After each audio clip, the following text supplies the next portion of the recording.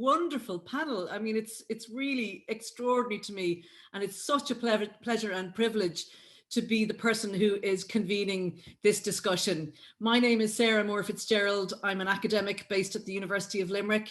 I'm also a novelist, and I work with the creative writing team there with Joseph O'Connor and Donal Ryan, and currently we have Kit Duval as a writer in residence, so it's a lovely place to work, and it's also lovely to be on the doorstep of Limerick and part of this wonderful festival.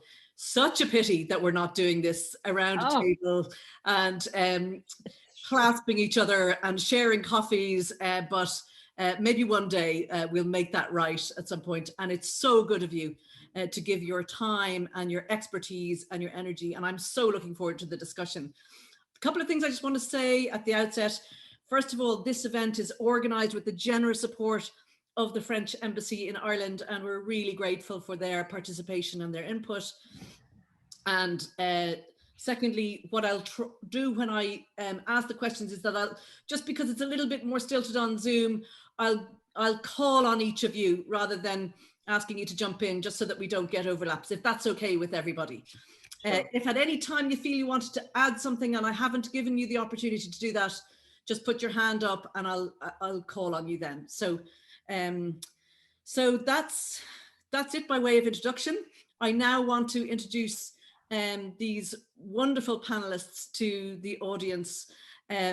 So you're all really welcome. Caroline Michel is CEO of Peters, Fraser and Dunlop, one of the leading literary agencies in the world. And as if that wasn't enough, she also somehow manages to chair the Hay Literary Festival, is involved in the BFI Trust, and has been a real champion of literature and of the written word and of books for many years. I note also, Caroline, that you've been a trustee of Somerset House, which is one of my favourite places in all of London.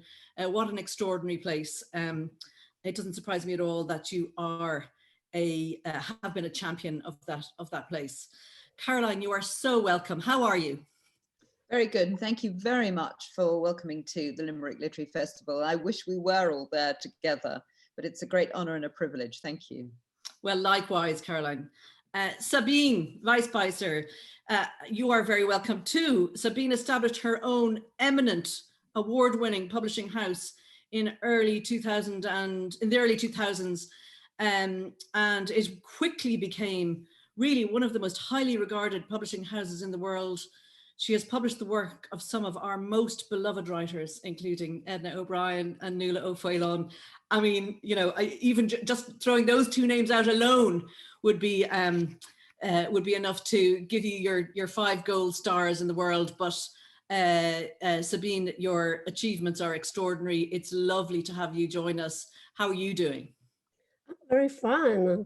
I see you have sun behind your windows and it's raining, it's pouring in Paris, but I'm very fine and very, very happy to be with you. And like Caroline would wished to be with you really in real life in Limerick, but one day, maybe. Definitely. We'll make it our mission.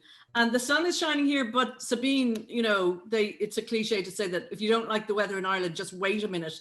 So it might be pouring and thunderous in a couple of minutes, and we might even see this in real time.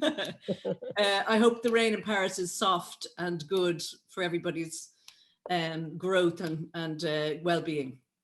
Lisa Coen is one of the founders of one of the most extraordinary publishing phenomena in Ireland in recent years. She, with her partner Sarah Davis Goff, launched Tram Press in 2014. And since then, they have brought some of the most exciting, remarkable books into the world, including those by Doireann Ní Ghríofa, Sarah Baum, Mike McCormick, Emily Pine.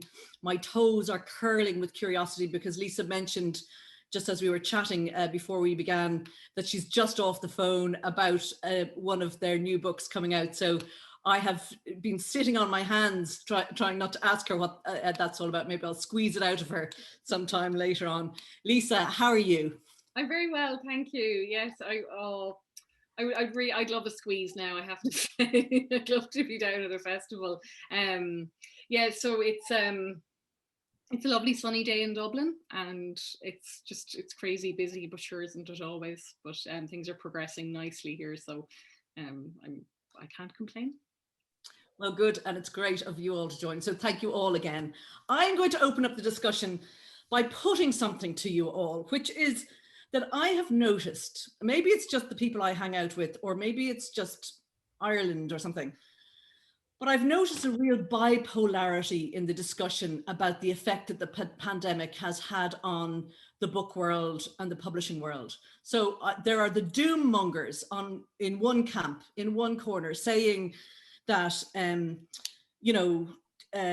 COVID has caused all creative people to grind to a halt, and everyone has the attention spans of gnats and nobody's reading anything, and the entire creative world is now on the precipice of the worst existential crisis it's ever faced. So there's that argument on one hand. And then we have the optimists, possibly the manic optimists on the other side, saying that this has had an amazing effect on creativity, that the people, more writers are writing, people are submitting more high quality work, readers are reading more, bookshops are selling books, and we are seeing a new dawn of the kind of exciting future for a vibrant publishing world. What I want to ask you is, what's really going on? What, in your experience, has the effect of this strange time in the world actually had on the book business, based on what's happened in your life and in your work, and in the events that you have presided over in the last few months since COVID began? Perhaps I can go to Caroline first to try and answer that very long-winded question. Well, it's a huge question. And I think we won't know the results of all of it for many years to come. But in the short term, undoubtedly, publishing has fared incredibly well, which we have to be grateful for. There was a report in the bookseller last week that the major publishers are basically up 10%. Print has continued. The absolutely fantastic thing is the platforms have increased, so that now ebooks are more, have had a very, very good burst of activity. Audio has become huge. My beef is always that publishers don't pay the right royalties for and for audio, but that's a separate thing. And what we've seen is, I am so old, I've lived through the death of the print book for, 1,000 times. Print has held its own, has held its own, audio has grown, and this hunger for content has been extraordinary. So yes, I think, publishing has had its knocks. It's been difficult to publish in a world where there haven't been physical booksellers. Amazon has picked up the slack. Supermarkets have done incredibly well. Online booksellers are emerging, which are going to, just going to complement the book offerings that there are. But of course, there are always winners and losers in all of this. And I think it'll be interesting to see who doesn't emerge. Some of the smaller publishers, I'd be fascinated to hear what Lisa thinks. And Sabine too, because I think, they are the publishers that have been fleeter of foot and had perhaps more to cope with than some of the bigger ones that have had, massive infrastructures and backlists and things to keep them going. Because undoubtedly, as well as new books and debuts to a certain extent have suffered, the backlists have been rediscovered. And so we're finding extraordinary sales of some of the authors from the past that people might have forgotten are being rediscovered. So there's so much to see, and certainly from the agency point of view, we've seen massive take up of books for film, for streaming, for television, for audio, original content. We've had podcast development in areas that, across the board, both in fiction and non-fiction. And we are having, I think it's a very, very good time to be a writer and an agent, and much more difficult being the publisher and working through all the intricacies of, are you going to be able to find printers to print the books, paper to arrive? Not only have we got COVID, but we've got Brexit. All these sort of things are beginning to kind of come together. And I think that's where it'll get more interesting, which is perhaps an overlong answer to what you were looking for. No, on the contrary, that's so interesting. And picking up on some of the, certainly I think this hunger for content is something that I've heard Mm. so often recently from Yeah. people in your kind of work, and that is, it's palpable almost, isn't it, Caroline? Mm. Completely. And but it's also, you know, what's been so reassuring with my Hay hat on is 2 weeks before our May festival, where we have 350,000 people come through the door. You know, it's a business which brings in 26 million to the Welsh economy. We had to cancel everything, and we went digital. And what we saw was 500,000 people register, over 400,000 attend, and from 70 different countries. And we've just had our festival in Cartagena, where we had over 1 million people attend the events. And I think what it's shown is that, and we're ideas as well as books, but what it's shown is that there is a real hunger for writing, ideas, thought, content in every form, in live, in books, in podcasts, in audio, in film, documentaries. And I think we have to, as an industry, respond to that, which is our challenge and our opportunity. My goodness, so much in that. And I think as well that I've seen this in the teaching world too, and in academia, people are becoming much more courageous about media and about putting themselves on video, about collaborating, about using different kinds of digital tools. There's a huge courage now that people didn't have before, simply because they've all been thrown in at the deep end. And some of what you say speaks to that, Caroline, how enormously interesting. To pick up on that issue about the small publishers, I mean, again, speaking to both Lisa and Sabine, that idea of being fleeter of foot, of being able to kind of, you know, navigate in an agile way this really eternally changing world. Talk to us a little bit about that and whether the pandemic has an effect. Can I come to Lisa next in relation just to that point as well? Sure. Yeah, I think Caroline makes really excellent points. It's true. I think a really interesting thing to emerge from all this has been the ways in which we're trying to have events online now, and it's, you know, it's something that's changing all the time. Initially, it was enough to maybe have a Zoom or some sort of a recording, and people are being more creative. They're approaching it in new ways. Actually, the call I was just on, we were talking about, you know, you don't necessarily need to have a launch party online.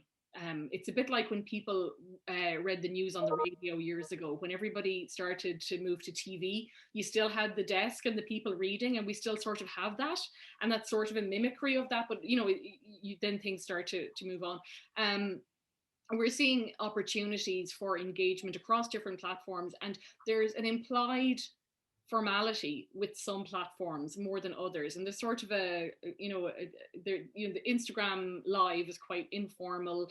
You know, Zoom can be a little more formal, and then if it's recorded and it's on YouTube, there's less of a sense that you turn up to it, but maybe you watch it when it suits you, and so on. And you know, you think about different ways of reaching people. What we were really excited about early on were the ways in which people could attend events that maybe couldn't have before because they didn't have access to childcare, or they lived outside of the city, or there's an accessibility issue around the building, as often happens in our lovely buildings in Dublin. We really struggle to find good wheelchair accessible launch venues that are within, you know, the area that tends to be convenient for people, and so on.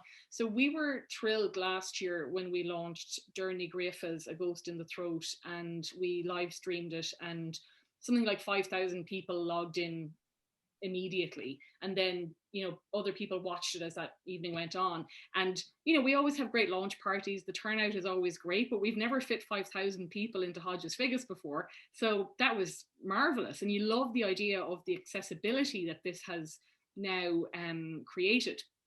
A downside can be that you then only really need one or two such events, and you're kind of replicating it. So there's the risk of digital fatigue. So that's where opportunities for a bit of creativity come into it. But we're excited that people have, as you say, have been thrown in at the deep end and had to learn to be familiar with various platforms. And I think that's something that we'll take with us after this, is that, you know, those different ways of reaching an audience. So that's wonderful. For one thing, we found when the bookshops closed initially, that was quite a shock to the system, and there was everybody took a big hit on revenue, because particularly in Dublin anyway, we find that someone will walk into the bookshop and ask for a recommendation one of our books may be recommended, and maybe they pick up an older book as well. When somebody goes to buy online, very often they just are searching for one particular book, they buy that book, that's it. So how do you sort of boost discoverability? And you have to again have a sort of fluency around social media and things like that, in order to, I suppose, compensate for that lack of the curator role that the bookseller has been playing. Like, we really value those relationships with booksellers where, if you go into Kenny's in Galway, and if Des Kenny recommends a book to you, then you buy it because he's always right. It always turns out to be great. It always turns out to be a hit. What do you do when Des has to cocoon? So, those are things that we're thinking about all the time. Luckily for us, online sales have been very strong, and we've had a really great year, particularly with Durin and Sarah Baum. So I think the fact that we're small and we can make changes quickly and we can adapt quickly has really benefited us. In some ways, I think it's easier for smaller publishers to be kind of nimble and make changes and adjust the publishing program. That's not to say it isn't without many, many challenges. In some ways, Brexit is a bigger challenge at the moment, because with COVID, we're all aware of the restrictions, we're all pulling together. We sort of know where we stand. With Brexit, there's shifting sands, rules change, there's sort of a lack of knowledge around, customs and duty and boring stuff like that. So that's sure, that's a whole other kettle of fish. Well, we definitely come to that later on, because I do want to touch on that without going down necessarily the rabbit hole, because it's so vast and there's so many dynamics associated with it. But for sure, I do want to revisit that a little bit later. Yeah, thanks, Lisa. It's so funny that you mentioned, the kind of curatorial role of the booksellers, and how sometimes the most kind of, it's a bit like silent movies going to talking, like some of the total kind of gurus of the bookselling world risk somehow being invisible in a new digital space, and finding ways of helping them to reach their customers, I think, is a huge thing in my head anyway, because we do have our stars in Ireland. I'm sure it's the same in the UK, where you just know. I mean, Gráinne O'Brien is the children's book buyer in O'Mahony's. I know Gráinne, yeah. I mean, literally, whenever I'm buying a book for a child, I ring her and say, what next? And she goes, well, tell me about the child. She does this kind of little ready reckoner, and she always produces something perfect. I mean, that's gold. You can't replicate that, or if you can, it's going to take, I think, a different kind of modus operandi if you're not able to walk in and have the chat. So Lisa, that's really interesting that you raise that. Yeah. What's it like, Sabine, in your situation, again, from, I suppose, the agility and the ability to respond quickly to all these changes is something that pertains to you and your publishing house too. How's it been? I do agree with Lisa. Of course, I do really need booksellers. That's very important for me, because when you go to in a bookshop, you have a kind of impulse buying, and booksellers are able to recommend the books that nobody would know before seeing it on the tables or on the shelves. So for me, it was easy. Nothing happened during the 3 months when bookshops were closed, actually. And they were really closed in March and April. And my turnover was minus 95%. So do you imagine how your words, Lisa, are just ringing a bell for me, because it's really important for me, this work of booksellers. And during the second lockdown in France, when they were half open, it was amazing, because all the booksellers, we have a big network in France. We are lucky. We have a fixed price, and we have a real book diversity, and a lot of 2,000 really important bookshops in France. So when it was half closed or half open, it depends if you are optimistic or pessimistic, booksellers were complaining because they love discovering new writers, trying to sell books from the backlist. And they were complaining because everybody went to their door asking for their orders, and almost the 3 or 4 same books. So the sign of the bestsellerization of the market, which is a consequence. I think this bestsellerization was really already something who began to happen in the last 5 or 6 years, but now with the crisis, with the COVID crisis, it becomes to be really, really important. So the only way to avoid this for an independent publishing house publishing literary fiction, discovering new writers, is really the role of booksellers. That's very important. But so I would say that in France, it's the same situation that Caroline described. People are eager of books, and especially because theaters and movie theaters are closed too. So, and we have curfew at 6 o'clock, so people have nothing else to do than going home and read books, or looking at of course Netflix, etc. But of course the bookshops are doing very well. It's really important to have real booksellers giving real advices, and it's very difficult because my publishing house is publishing mainly mid-list books and discovering new writers, and of course I really need them to do that, and thanks to them, thanks to booksellers, it happens that miracles happen, but and you are able to have a very good figures with the first novel that happened in September. But just to illustrate what I was saying about what happened in November, Claire Keegan's new book, I'm very honored because I was able to publish it first in France, so it will come out at Faber next year, in next September. It's the title of the novella is Small Things Like These, and it came out with just the second lockdown in November, and I was desperate, and the figures was so and so during November because people needed to see it and didn't see it really. And when bookshops opened again, we sold 15,000 copies in 3 weeks. This was amazing because. So this is amazing. This is just an example. So I would say like Lisa, the importance of bookshops, and really for me, the digital communication is not a great deal because my books need real interaction.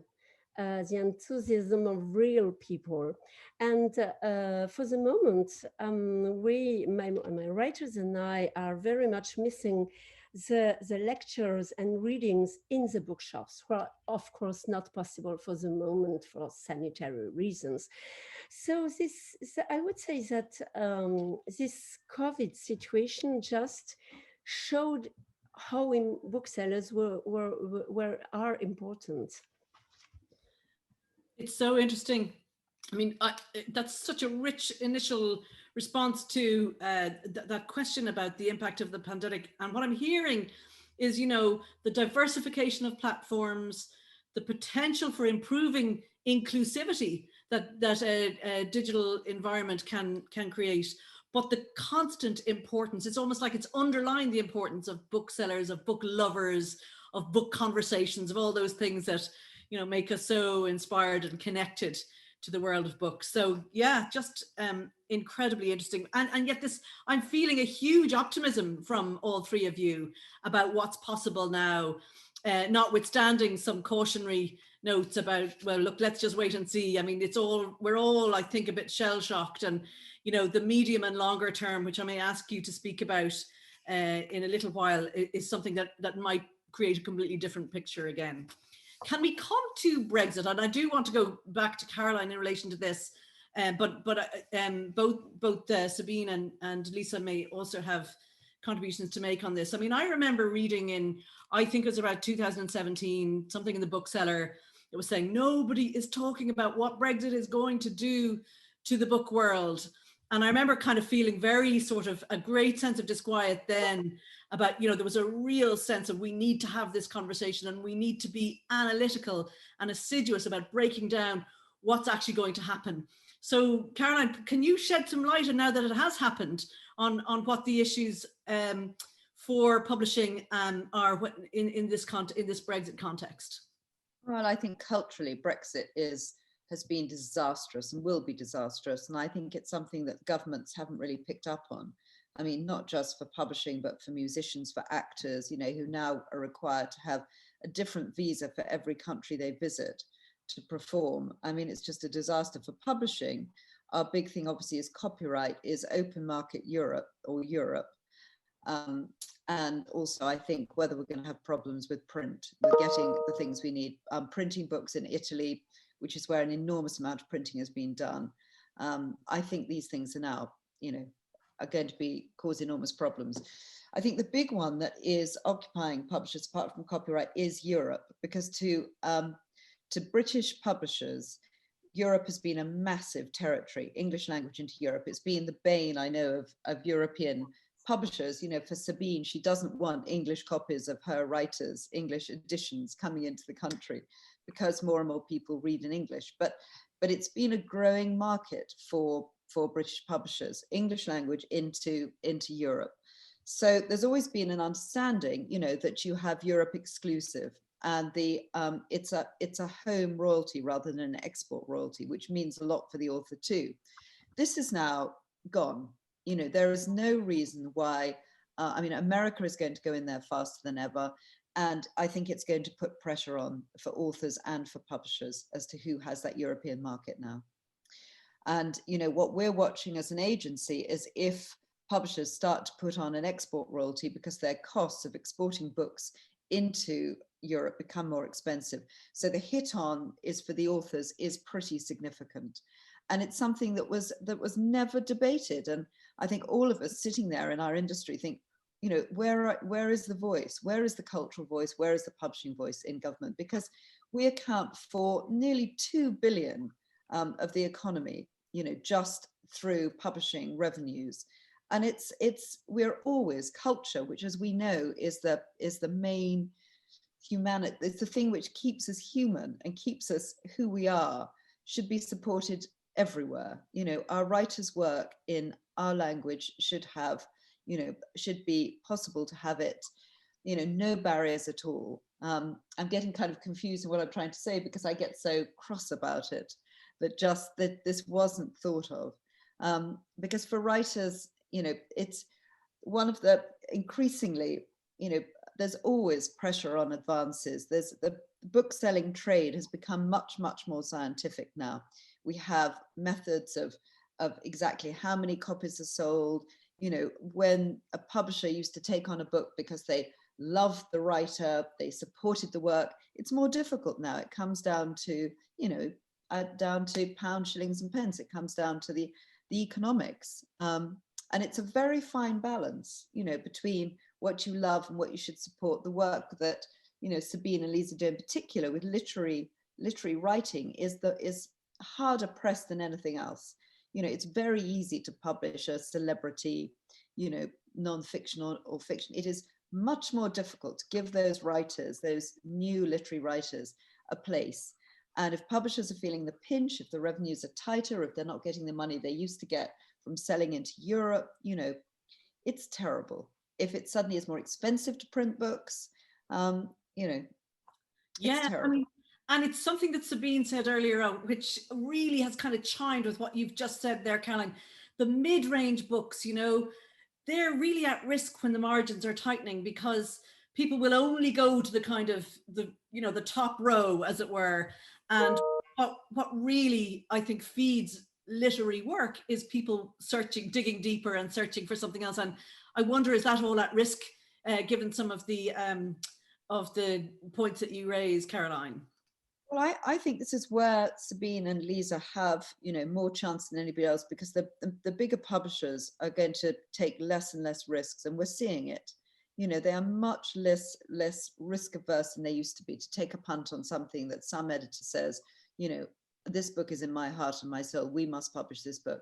If the figures don't work, and even when I was a publisher 15 years ago now, and I used to sit in board meetings, and the accountants used to say to me, and I ran Vintage, which was an enormously successful publishing imprint at Random House. They used to say, why can't you publish more bestsellers? I said, what a good idea. Let's publish more bestsellers. Because the thing about what we do is you never know.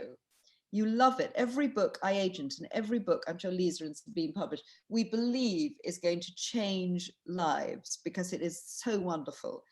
And yet, of course, not every book can do that. But that's where we begin. Exactly. And I mean, that's what I love about the work of Tramp Press. They have given writers in Ireland so much creative courage, because they're bringing out books that are just so exciting and so unpredictable. And people are saying, this is opening things up for everybody. This is making people feel I can, my unique voice can actually find a place. And that's why I think these small publishers doing the kind of work that Sabine and Lisa are doing are just more important than ever. Sabine, can you speak to that point as well from your perspective? From my perspective, of course, and thank you, Caroline, for saying that, because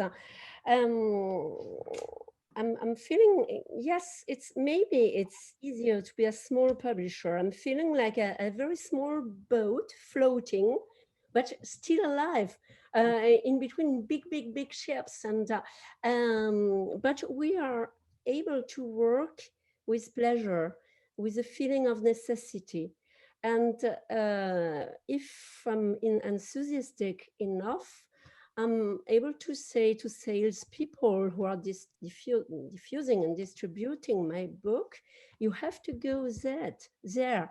And the reason why I'm able to do it and to say this to journalists and to booksellers is because I'm publishing very few books. So they know that I won't just publish a book because it's an opportunity, because I think it is a bestseller, because my accountant told me it would be a bestseller, but just because I have the feeling that it's necessary. So after that, and I said I really needed to have a physical interaction, because when you try to convince people, you can't convince them when you don't have their body in front of you. We try to do things on screen, and that's nice, it's better than nothing, but see the eyes, the glittering of the eyes of somebody who tells you, the new book by Edna O'Brien, for instance. When I was so excited when I received the manuscript of Girl, Caroline, I was so excited because I felt lucky to be able to publish this, and I felt a huge responsibility because I was lucky to be able to publish it, but it was for me a duty to make it a bestseller, even if the subject is very sad, even if Edna is not an African woman and allows herself to write instead to just sleep in the body of an African girl, of a Nigerian girl, because it's the topic of the book, and this gives a lot of energy. I'm able to do a lot of very boring things. Talking to my accountant and going to meetings, etc., because I know that I'm able to, because the writers I'm publishing trust me, because I know I'm able just to find readers for them. I don't succeed every time, but it's a country of marketing, I would say, because my job is um, just to publish creative works, and marketing is just going to see what people would like, would need, and just to sorry for my English, I don't find the words, but just to find and to ask people, what do you want to read? They don't know actually. I always built my publishing house with the feeling that readers are not idiots, and they're able to go to more difficult books, to books where language is the topic. Because sometimes people ask you, oh, what's the kind of books you are publishing? I can't answer this question because I don't look for books about women, about, don't know, sea, or about Brexit. I'm just looking for books where language is just creating sense, where the form is so important that it creates something. It's just what accountant can't understand, because the catalog of a publisher, I think you would agree with that, is his portrait or her portrait. So it's impossible to say, what are you looking for? And that's the reason why we need to have people to convince them and really to transmit our enthusiasm. That's the reason why I love my job. Oh, that's so beautiful.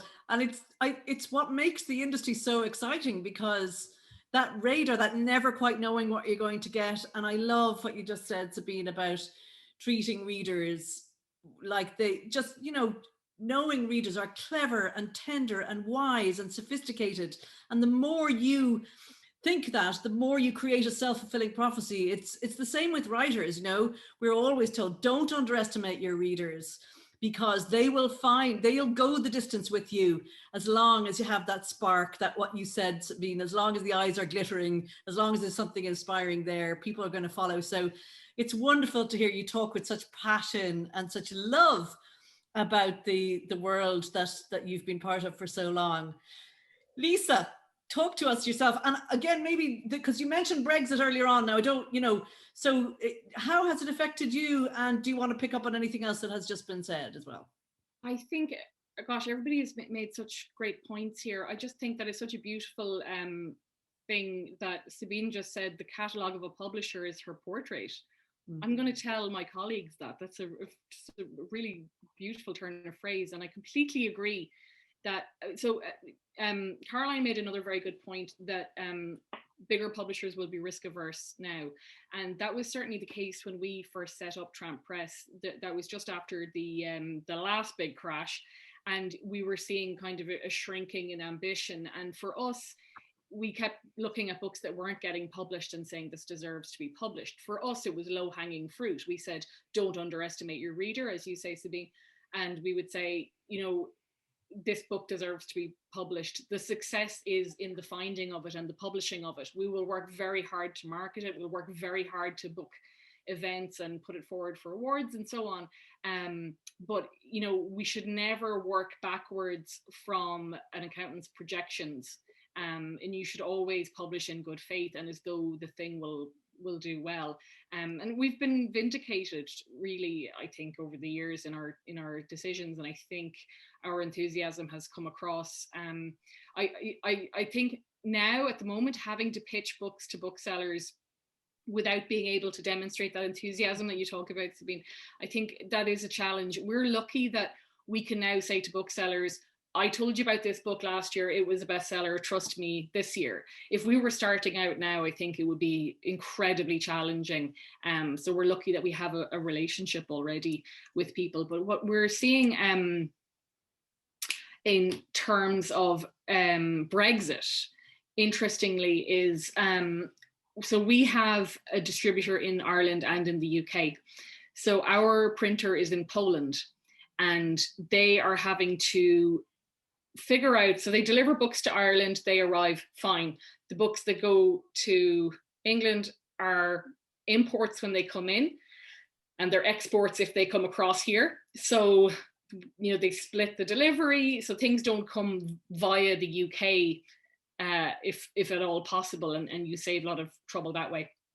So it's okay for us, but we could be in a weird position where our printer is sending books out of the EU and then back into the EU, and the paperwork changes. And I think Caroline was absolutely right. It was astonishing how little thought went into this, how little the sector was represented in these decisions, and how little warnings there were. There were many sort of events leading up to this, sort of seminars on how to prepare your business for Brexit, but nobody really got enough out of them because no one really knew what it was going to be. And, you know, ultimately the terms were decided at the very last minute anyway. So what we saw happening in January was that books that were being delivered from England to Ireland were not turning up.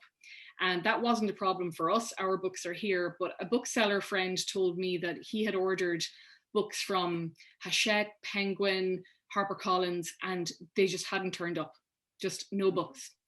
And I thought, like, if we weren't in a COVID situation, I wonder how that would play out on the bookshelves. Does it mean that books that have originated in Ireland would dominate the bookshelves? You know, things weren't turning up. When they do turn up, there is an enormous duty to be paid on them. And this is actually, I think, something that could be very bad for those top shelf books, weirdly, because they tend to be coming from the UK. So in Ireland, when the bookshops open again, if they do, touch wood, there's potentially an opportunity for smaller publishers to get into some of that shelf space. But I think we'll see people having to wait a very long time for certain books to arrive, and customers can be impatient about things like that. So that's a really unexpected and strange problem, I suppose. And then there's so much pressure on booksellers who are shipping online and so on. Books are taking that a little bit longer to arrive. So it is changing things just in such a bizarre way. It does beggar belief. But I think it's important to remember that point Caroline made earlier, which is to say we've all lived through the death of the book a few times already. So I think the book will prevail, but it'll be very interesting to see what the market looks like on the other end of it. At least one thing that's very reassuring about all this is that reading has increased during this time, and interest in books has increased during this time. Although something, Sarah, you brought up at the very beginning is the challenge to writers to be able to sit down and write with this ambient anxiety of COVID. And that's sort of the next thing to worry about, I suppose, on my worry list. Well, I think that's been a really diverse, it's been very different for different writers. I had a complete bipolar COVID because I wrote something that was very directionless and didn't end up, well, it hasn't gone anywhere yet. I wasn't able to make something out of it. I think I was in a very distracted space. And then somehow from that, I managed to write something really coherent afterwards that came together really quickly. So I do think there are different waves that are happening to creative people that awareness, Lisa, is very interesting because I know you're so connected to your writers and you understand the creative pressures, and this has been a very idiosyncratic time for writers. Yes, I'm a very annoying publisher. I'm like texting them and calling them and how are you getting on? What are you working on? It's gorgeous. It's so lovely. And that's, I think, another one of those lovely things that small publishers can do. It's kind of like a family. Everyone's taking care of each other. That's how it feels. And I'm not sure that's as easy to achieve in the larger contexts. I'm conscious we're getting towards the end of the hour, and I know you're all incredibly busy people, and I don't want to prevail on your time beyond that. So I wanted to get a little bit personal if I can. And there's a couple of things I was really curious about and thinking about what I'd like to ask all of you. And again, I'd much prefer to be doing this in a pub over a Guinness or something, but your experience as readers. You know, I think often publishers and agents and people who love books talk about the one book, you know, they're kind of the gateway book that just made them say, this is it, you know, that I'm going to be part of this world in some way. So what I wondered if I could put to you what your gateway book was, maybe a long time ago, what also your experience of reading is like now, because I often think about both publishers and agents that, is there a risk that that lovely pleasure of reading that took you into the business might be much more difficult to access because you have to read so much and so quickly in your professional life? So I would just be really curious about those two things. Any gateway books you'd like to tell us about? And secondly, what you're reading, how do you manage to protect that reading for pleasure time that probably was always part of your lives? Caroline. Well, I got into publishing by accident. I did Sanskrit at university, then postgraduate law, which was miserable. And a job came up at Chatto and Windus, and I was clutching a copy of To the Lighthouse with me when I went for my interview, because I was going through that phase that everybody goes through where you fall in love with Virginia Woolf and you just can't stop reading her. And Nora Smallwood saw me. She was in her 80s, late 70s or 80s, and she'd been part of the Bloomsbury set. She had this kind of direct connection with Tricky and Ian Parsons, who'd been associated with the Wolf and the Hogarth Press. And she, it was in a very old building, and she said to me, she called downstairs, seeing I was clutching my copy of The Lighthouse, and she said, use the lift, Virginia used it. So I just knew that I could never leave. This was where I was going to be. It was physical, it was emotional, it was, you know, it was everything. Oh. So that was my gateway book. And then reading for me, I am the worst person in the world to run an agency, because, you know, an agency now is about multiple platforms, and conversation during the day at the agency when we're normally all there is a lot to do with, have you listened to that podcast? Did you see that incredible thing on Netflix? Have you been on YouTube? Have you seen this? Have you read those influencers? Have you done this? Have you done that? Do you know what I do? I sit there every night with a manuscript, because I still prefer reading print rather than off the iPad or the computer or any of the other devices. Every time I open a manuscript, it's a joy. I never have lost the excitement or the passion for something new, or one of our established writers, whether it's Edna or Jeanette Winterson or Rose Tremaine or Simon Sharma or any of them, suddenly saying, I've got an idea, or would this make a book? Or, you know, it's just, I feel the luckiest person in the world to be in this place at this time. And I think, as I say to all our young agents, it has never been more exciting, because anything that comes in, you now don't have to think. You can be completely open about where that content might go. It doesn't need to be a book. It could be a podcast. It could be a Netflix documentary. It could be a 5-part audio something or other. It could be anything. But what we work with, we start from writers in the printed word. And I think it's been very interesting listening to what you say about writers and whether they can write through this time, whether it's too distressing or too anxious making. We've never had more submissions, so people are clearly using this time to write. Many of the writers who we have under contract, I thought, goody, they're now going to deliver on time for the first time ever. No, because guess what? Distraction is a very, very good discipline for writing, and no distraction is not such a good discipline. So I think what one's learned is that, you know, as ever, those who want, it's not easy. I every day, you know, when somebody delivers a manuscript, I think, God, how did you do that?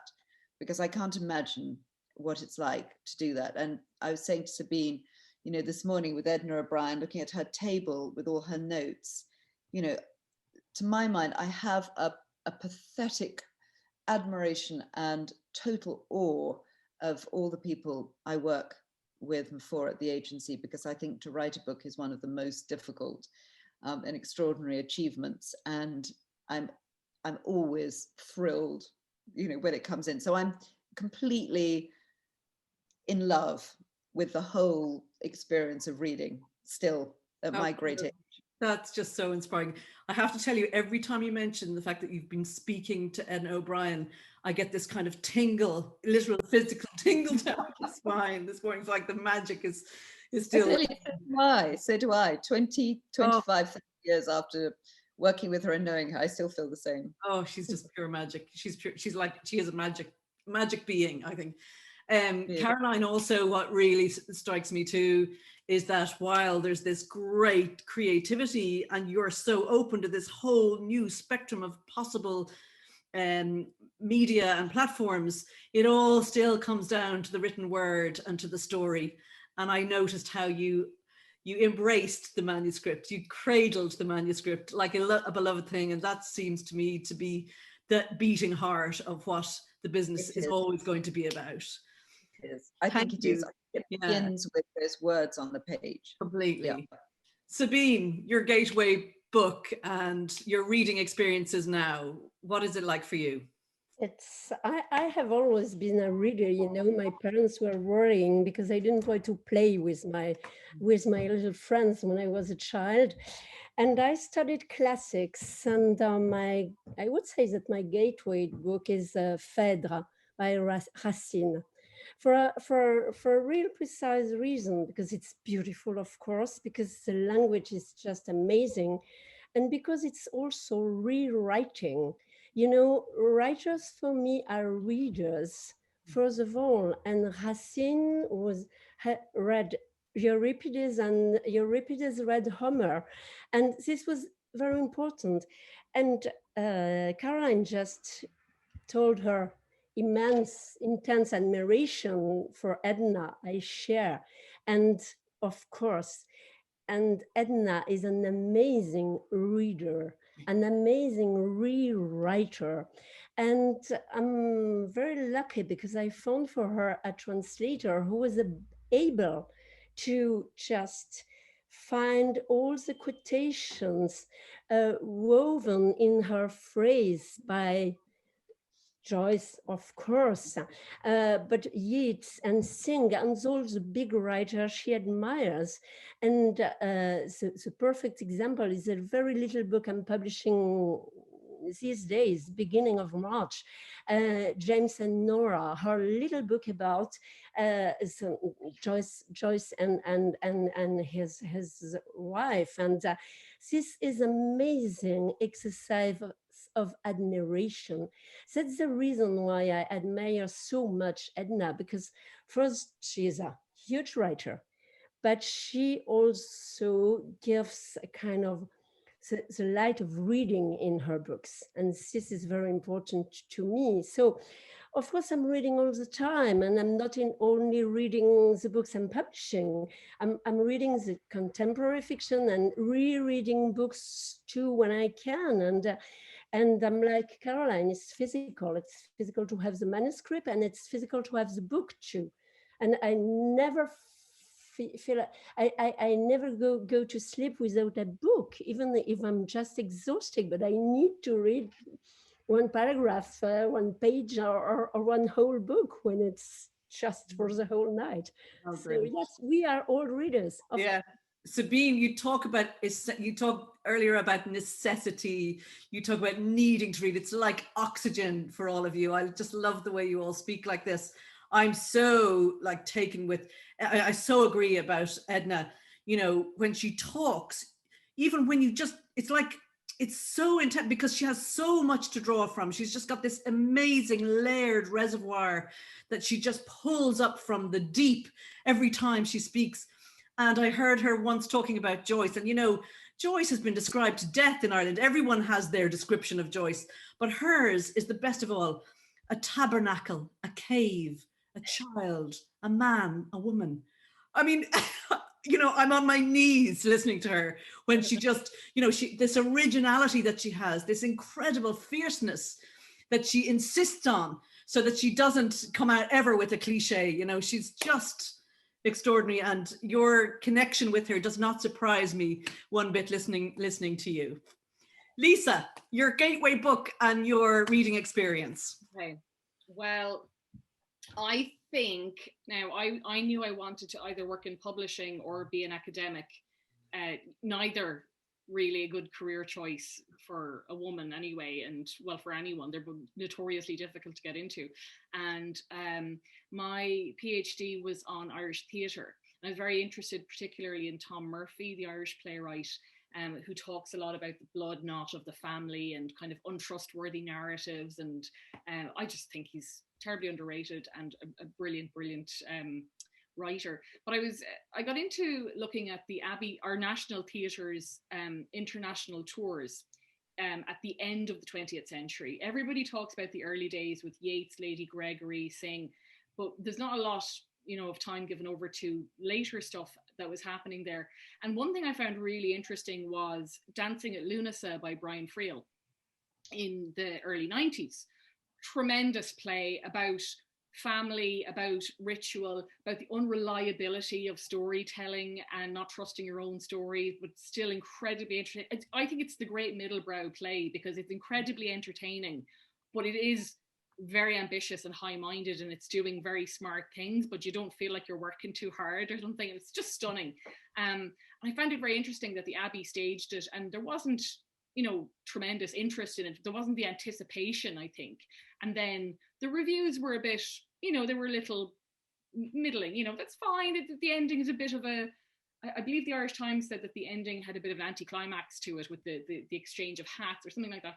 And then it was revived a year later, and then the reviews were very positive. Then it was staged in London and the reviews were ecstatic, and then it went to Paris and the reviews were, you know, really positive. Then when it came back to Ireland, the reviews said, you know what, I misread it first time around, this is a great play. Then it was on the West End for 3 years, and then it was in Broadway for 3 years, and then it was a movie with Meryl Streep, and bigger and bigger and bigger.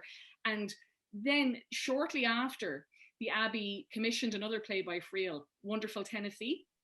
Same writer, same director, same set designer, set in Ballybeg, same town. And it's about ritual and people. And you won't really have heard of this because it closed after 9 previews on Broadway. And, you know, you can get into like looking at the technical reasons for that and what happened and why and so on, and how fickle theatre is. But for me, that was a point where I thought, it's so much more exciting to be the one taking the risk than to be the person writing about it, you know, to write about the risks that people took and why it worked, why it didn't work, but to be the action instead of cheering the action. And I think that was a point, you know, getting into all of that where I thought, you know what, I think I'd much rather be one of the driving forces than the analytical forces. Also, I was a horrible academic. I was very bad at it. So that made it a bit easier as well. So that's my, I suppose, gateway. And then in terms of reading, I have a toddler who never sleeps. So I have an audiobook that I listen to in the car when I go to deliver things. And I have ebooks that I read on my phone when I lie down next to him trying to get him to fall asleep. And if he plays with his Lego quietly for 10 minutes, I can pick up my phone and read there. And I've really come to embrace my Kindle in a way I didn't think I would. I thought I was always a, you know, nice trade paperback, you know, comfortable novel kind of a person. But for this phase in our lives anyway, I'll take what I can get, you know. Absolutely. Audiobooks are fantastic for women and their lives because women are dropping off and picking up, and often they just don't have the time and space, and they don't, you know, they don't have access to that kind of long spaces of time. So I'm such a believer in audiobooks. It brings me back to one of the first things Caroline said about the fact that now we need to see all these diversity of ways of getting content and stories to people. Panelists, I can't believe we're already at the end of the hour. I have had such a lovely hour listening to all of you. It gives me huge faith to know that the future of books is in the hands of people like you. I think it's all too often that we describe the publishing world as this kind of faceless, abstract, slightly scary thing. But if the publishing world is full of Lisa Coens and Sabine Wespieser's and Caroline Michel's, then we're all going to be absolutely fine. Human beings need stories. They speak truth to power. They make our eyes glitter, as Sabine says. They help us to have narrative, empathic imaginations. One of you said the book will prevail. And that just gives me so much hope and so much inspiration. And my huge thanks and appreciation to you for the thoughtfulness and the detail and the expertise and the passion that you've brought to this wonderful discussion. Thank you, everybody. Thank you, Sarah. Thank you.